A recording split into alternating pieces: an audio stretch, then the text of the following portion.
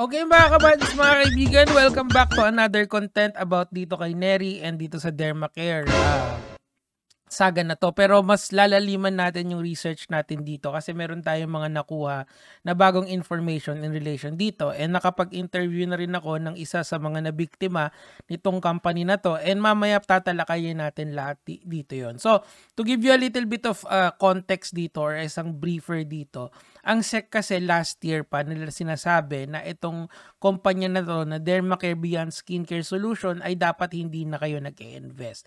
Now, we did a little bit of research mga kamatis, mga kaibigan, and we found na marami palang reiteration itong kumpanya na to and nagre-register sila sa SEC. Ito halimbawa, ito Beyond Skincare Ventures under the name of Dermacare Face and Body Laser.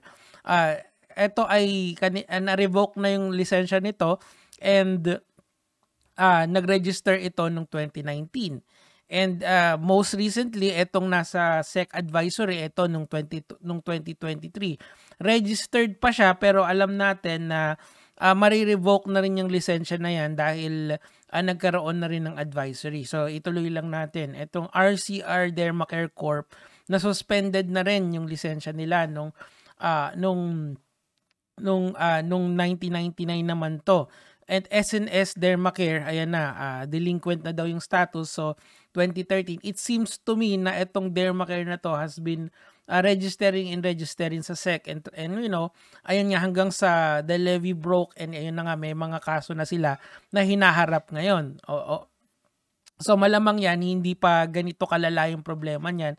And a certain Chanda Atienza and Venus Unicel Gonda ay pinapaiwas na yung mga tao dito, yung COO nitong kumpanya na to. Mamaya, papakita ko sa inyo kung sino ba tong tao na to na tinukoy din ni Chito Miranda at saka nitong si Neri, okay? So, it's a rabbit hole kasi mga kamatis, mga kaibigan eh. And mamaya papakita ko sa yung isang clause doon sa kanilang kontrata na parang dahil doon ay na-entice yung mga tao na mag-invest. So, a simple perusal sa Facebook, makikita natin yung itsura nito, si Chanda Atienza. Now, yung ating informant ngayon for today's video ay binigyan ako ng mga pictures ng mga GC nila and inallow naman ako just as long as ito yung isa sa mga, hindi ito sa contract eh. So, makikita natin yung, ito si Chanda yan, di ba? So, makikita natin na ito yung taong tinutukoy natin. Just to give you a brief overview kung sino ba tong tao na to. So, kahapon, di ba may pinakita ako sa inyong picture. Ito yung binigay nila sa akin. Ito daw yung flyer na nakita ng biktima. Kaya sila ay, yung parang yung para bang nainggan yung mag-invest dito.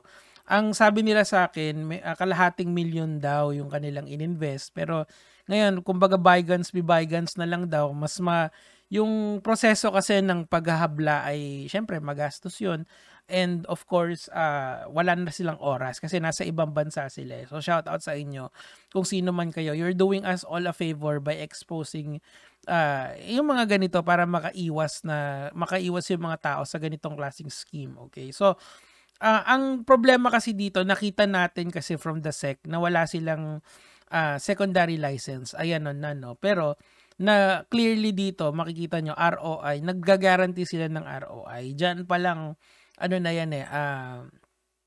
pa lang ay red flag na yan. Bawal talaga kasi mag-guarantee ka ng ROI. Ayan kita nyo, nagga-guarantee sila ng ROI. Ang masakit pa dito, pag binalikan mo yung SEC nila, wala nga silang secondary license para kumulekta ng investment. So, obviously, itong mga ganito na to, sinasabi nila na franchise to pero kumukuha sila rito ng investment sa mga tao. Kulang sila sa dokumento para kumuha ng ganyan, no? Yun, doon pa lang 'di ba dapat red flag na. Let's move forward sa story. So ito yung isa sa mga meeting ni Chanda Atienza at saka ni Neri. Ito yung according to the person na nakausap ko rito, umattend daw sila dito sa mga ganitong klaseng. Ayan, kita nyo. Umattend yata sila dyan. Tapos, of course, nag-picture-picture sila. Tapos, makikita natin, ito, ginamit pa ni Manny Pacquiao. Ginamit pa yung picture ni Manny Pacquiao.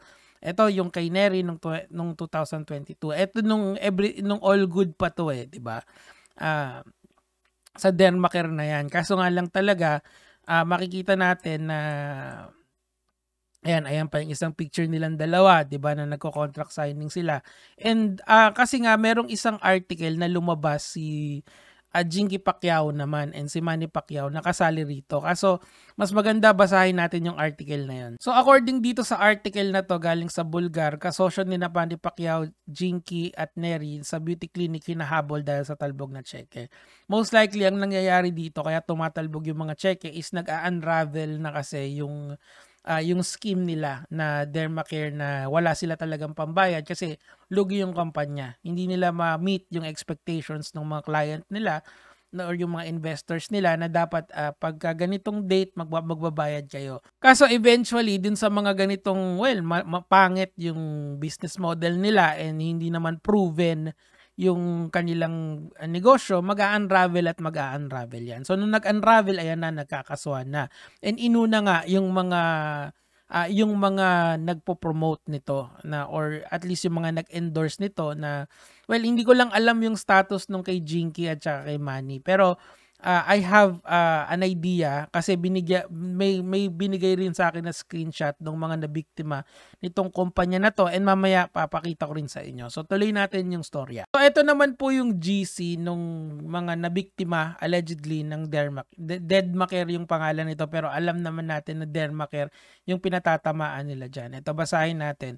Pumasok na yung large scale estafa, no bail po talaga. Syndicated po yun since at least 5 complainant, at least 8M worth yung funds na na-scam. That means 24 pa lang po na tao ang successful na nakakapag-file ng case against Dermacare. Hopefully, yung other cases filed sa other fiscal branches ay mag-push through dahil meron ng standing warrant sa kanilang lahat. Okay, sino kaya yung tinutukoy nila rito?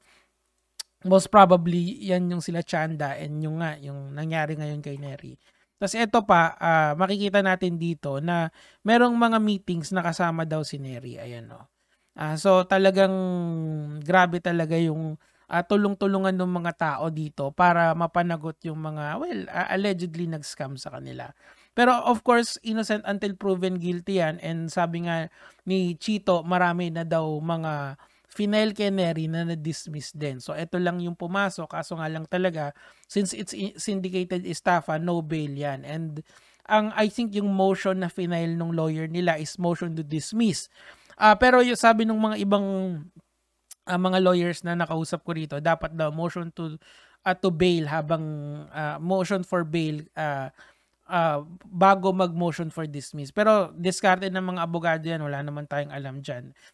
Pero ang sinasabi ko lang talaga, seryoso talaga itong mga nabiktima ng Dermacare para mapanagot yung mga tao na na kumuha ng pera nila. Tuloy natin. So I also secured a copy of their alleged contract. Okay, allegedly contract daw nila to. Makikita natin na magko-correlate itong nakasulat dito, babasahin ko na lang. The franchisee partner shall receive a fixed amount of 31,500 pesos. Ayan. The company shall issue 4 post-dated checks every quarter of every year. So sinasabi nila sa akin, hindi na kasi na-enforce yan. So yung nagbigay sa akin dito, ayaw na nilang habulin to. Kasi nga it's a lot of trouble. Parang learning experience na lang daw na next time wag magtiwala sa mga ganito. Makikita natin yan dito sa nakikita natin yan dito sa nagko-correlate yan dito sa article na to coming from Bulgar na sinasabi nila na tumalbog daw yung cheque.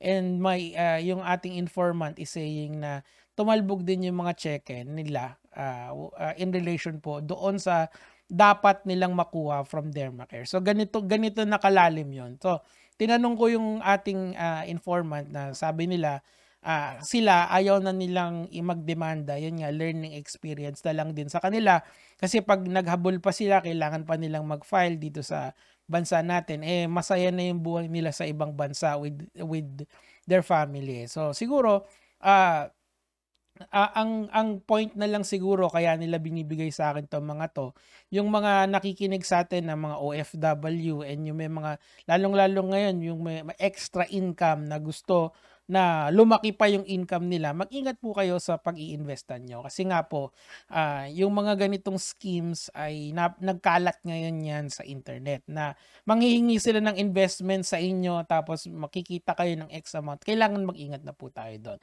Yun lang naman yung sa akin for today mga kamatis, mga kaibigan. Gege mga lods.